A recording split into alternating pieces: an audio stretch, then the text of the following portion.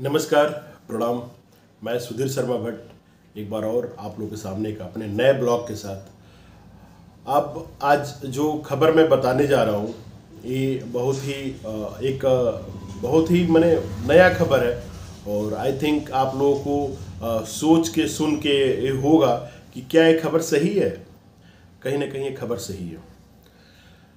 अखिलेश यादव रात को मिलते हैं योगी आदित्यनाथ जी से, जो उत्तर प्रदेश के मुख्यमंत्री हैं योगी आदित्यनाथ जी।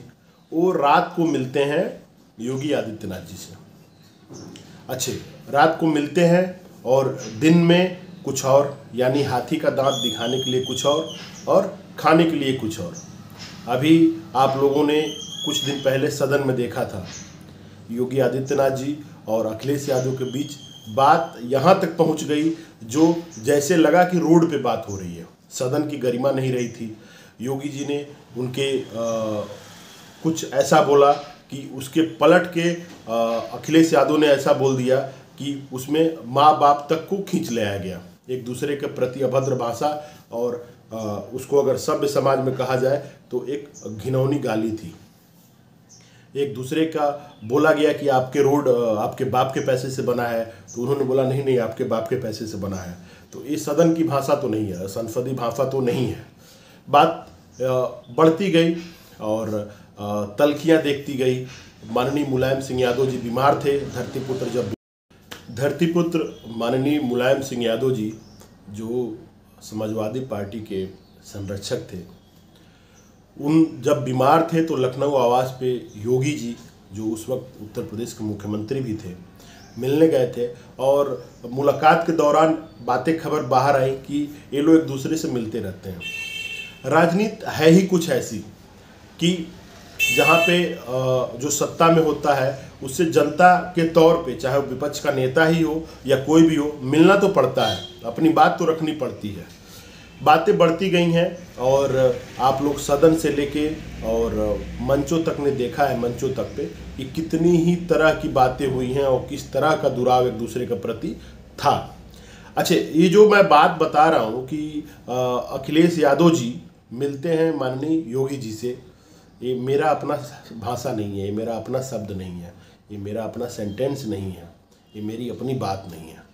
ये बात है उत्तर प्रदेश के सबसे विवादित नेता ओम प्रकाश राजभर जी का। ओम प्रकाश राजभर जी के बातों पे कितनी सत्यता होती है जनता जानती है, लेकिन ओम प्रकाश राजभर के बयान को अगर देखा जाए तो उन्होंने पत्रकारों के सवाल का जवाब देते हुए बोला है कि उत्तर प्रदेश के भूतपूर्व मुख्यमंत्री यानी माननीय अखिलेश सिंह यादव, करंट मुख्यमंत्री जो हैं, उनके योगी आदित्यनाथ जी से रात्रि को मिलते हैं, दिन में नहीं मिलते हैं, रात को मिलते हैं। क्यों मिलते हैं? क्योंकि उनको ईडी का डर सता रहा है। ईडी का डर यानी कि कुछ मामले ऐसे हैं जो सपा सुप्रीम के ऊपर बने हुए हैं। उन मामलों से बचने के लिए वो माननीय योगी जी के दरबार में पहुंच रहे हैं। अब आपको बताते चलें कि आप लोगों ने हालिया खबर पाया है कि केजरीवाल जी और उनके दो दिग्गज साथी जो कैबिनेट में मंत्री भी थे जेल में हैं और केजरीवाल जी को भी ईडी का समन पहुंच चुका है। 2 समन पहुंच चुका है। एक 2 अक्टूबर को था, 2 नवंबर को था और दूसरा समन 19 दिसंबर को था। दोनों समन पे माननीय केजरीवाल जी गए नहीं हैं, उनके ऊपर गिरफ्तारी का तलवार लटक रहा है। अब देखा जाता है कि 3rd समन आ रही है या गिरफ्तार होते हैं। इसी के साथ अखिलेश यादव को भी डर सताने लगा है कि कहीं 2024 लोकसभा चुनाव के पहले हमें भी गिरफ्तार न कर लिया जाए। इसी को देखते हुए माननीय अखिलेश यादव योगी आदित्यनाथ जी से मिलते हैं।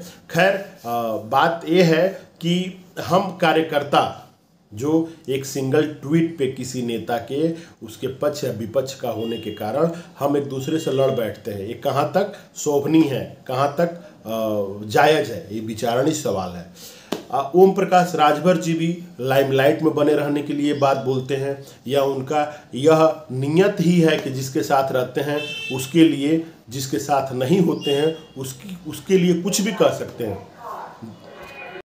आप लोगों को मैं एक चीज़ बताना चाहता हूँ कि समाजवादी पार्टी के सुप्रीम माननीय अखिलेश यादव पे ईडी का आय से अधिक संपत्ति रखने का मामला ही भी चल रहा है, और यह काफ़ी दिनों से चल रहा है। चूँकि इस पे अभी कोई निर्णय नहीं है और ना ही इस पे न्यायालय ने किसी तरह का अभी तक एक्शन लिया हुआ है। चूँकि जो राजनीति होती है वह इसको इंस्ट्रूमेंट के तौर पे यूज करती है, तो अखिलेश यादव ये सोच रहे हों कि हो सके लोकसभा चुनाव में अगर भाजपा को कोई टक्कर देने वाली पार्टी है उत्तर प्रदेश में तो वो है सपा। इसको देखते हुए उनके ऊपर कार्रवाई चालू हो सकती है, जैसे कि अरविंद केजरीवाल के ऊपर दिल्ली में हो रही है। अरविंद केजरीवाल जी शराब नीति मामले में घिरते हुए नजर आ रहे हैं और हो सके अब वो भी जेल जाएं। ओम प्रकाश राजभर जी ये पत्रकारों के सवाल का जवाब देते हुए इसको बोला है, और ओम प्रकाश राजभर जी बहुत ही करीबी रहे हैं अखिलेश यादव का। उनके साथ गठबंधन करके विधानसभा का चुनाव भी लड़ा है उन्होंने, बट ओम प्रकाश राजभर किसी कारणों से फिर अलग हो चुके हैं और अब भाजपा के खेमे में है। फिलहाल ओम प्रकाश राजभर का भी मकसद यही दिख रहा है कि 2024 लोकसभा चुनाव भाजपा उत्तर प्रदेश से 80 सीटों के साथ पूरे सीट 330 से ऊपर जीत के और बहुमत के साथ सरकार बनाए, और अपने मंत्री पद पाने के लिए वह इस जुगत में लगे हुए हैं और बयान पे बयान दिए जा रहे हैं सपा के खिलाफ, बसपा के खिलाफ, और अब जाके बयान उनका कांग्रेस के साथ जाने का भी आने लगा है, यानी कि मौका तलाश रहे हैं। अब वो भी लग रहा है कि बिहार के रामविलास पासवान के जैसे अब मौसम विज्ञानी बनने के लिए तत्पर हैं और अपने सीट को सुरक्षित करने के लिए वो किसी के साथ जा सकते हैं। फिलहाल उनकी बयान की सत्यता क्या है और बयान की प्रामाणिकता क्या है ये समय आने पे बताएगा, और ना ही कोई भाजपा की तरफ से कोई आज तक आधिकारिक बयान है और ना ही सपा मुखिया माननीय अखिलेश यादव से कोई ये आधिकारिक बयान है कि एक दूसरे से मुलाकात होती है। खैर, आप लोगों ने मीडिया में अक्सर देखा होगा कि सामाजिक किसी कार्यक्रम में सारे नेताएं एक दूसरे से मिलते रहते हैं और ये उनका पर्सनल बिहेव होता है। मत और विचारधारा की लड़ाई होती है सदन में, एक दूसरे से पर्सनल दुश्मनी किसी की नहीं होती है, और हम सभी जागरूक मतदाताओं और पार्टी कार्यकर्ताओं से अनुरोध करते हैं कि किसी भी नेता के बयान पे, किसी भी पार्टी के पक्ष रखते दौरान एक दूसरे से न उलझें और न ही अपना समय और व्यवहार खराब करें। नेताओं का बयान जो होता है उनके राजनीतिक प्रेरणा के आधार पे होती है और अपने वोट बैंक को लुभाने के लिए होती है, इसकी सत्यता न माना जाए। फिलहाल हम लोगों को इंतज़ार रहेगा कि ये जो न्यूज़ राजभर जी ने दिया है इसकी सत्यता क्या है। हो सके इसकी सत्यता हम लोगों को बहुत जल्द मिले, इसी के इंतज़ार के साथ हमारा एक बार और आप सभी लोगों को प्रणाम। मैं सुधीर शर्मा भट्ट।